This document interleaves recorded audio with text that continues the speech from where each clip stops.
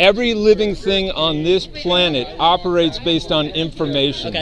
Okay. I mean, I see your argument. Bill Gates, the founder of Microsoft Corporation, I'm sure that you use his products, Yep. Word, Excel, all that. Yep. Bill Gates says human DNA is like a computer Yes, code, very much but so. far more advanced than any code humans have ever created. Very much, yes. So we have the evidence of the fine-tuning of the universe, that if things weren't precisely exactly the way they are, life couldn't exist. Yes. Then on the planet, Yes. we have the evidence of biological information, that every cell of your body more complex than your cell phone. Yes. Yes. So you're into AI then? And then we see the evidence of the conscience. Okay. The conscience makes us feel guilty Yep. when we do certain things, Yes. and gives evidence that the person that created all this wants us to behave a certain way. Okay.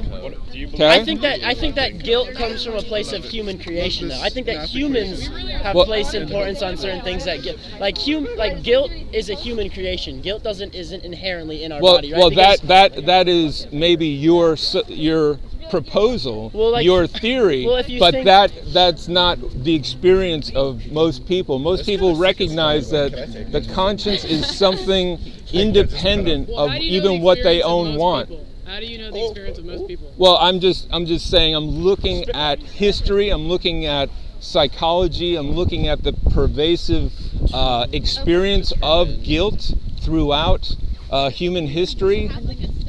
They want to give you. I just Yeah, found what are your this. Do you sources? want What are your this? sources? No, thank you. Okay. What are your Yeah. sources? So then let's look at the person of Jesus of Nazareth. Okay. Jesus gives us the highest moral standard when he says, love your enemies. Okay.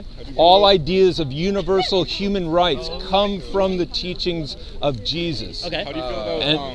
And now these statements that I'm making, I can defend even from atheists. In that book, I can defend the idea that universal human rights comes from the teachings of Christ, even from guys like Nietzsche. Yeah. Okay. Nietzsche. This little fetus with a quarter got to Wait, do I with Christ. get it Like, now. I don't get it. So then you look at the first civilian hospital was inside a church.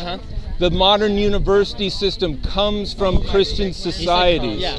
The scientific revolution came out of those universities and from a Christian worldview, in which you see that Newton, Galileo, Kepler were looking at the world in a particular way. They were looking at it as not in an animist way, like the Chinese. The Chinese would say, well, that tree grows because there's a spirit there, or other polytheists. Yeah. But the unique thing about Christianity is that it is a worldview that says the universe does not operate according to spiritual entities. Okay. That the universe operates according to laws.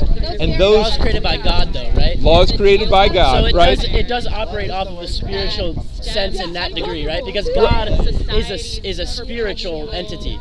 Right. So if God has created the laws in which Well, we follow, as a cause, not Yeah. as an effect, right? I mean, they're not saying that God is in that tree or God is in you, but God created this tree. but And God created you. the laws that would allow for the universe to expand perfectly, to create this planet, for life to exist here. No, and So- I do think that there's a good argument to make on God during the creation of because we just don't know, right? We just don't know how things were Well, created. right. And Well, I think we you know might the say you universe know. has a beginning, Yes, right? yes. So yes. we know that, and we know that the universe is space-time, matter, and energy. Yep. So it is logical to conclude that the cause of space-time, matter, and energy Is a higher power, right? is something that is non-physical. Yeah. That is outside time and space. Of course, yes. And so those are clues and logical deductions that you can bring together in an argument to say that there is evidence that there is a designer, the importance of this person of Jesus, and then to begin to look at, well, what did Jesus teach? Why did his teachings generate this idea of universal human rights, something that we think is so important now?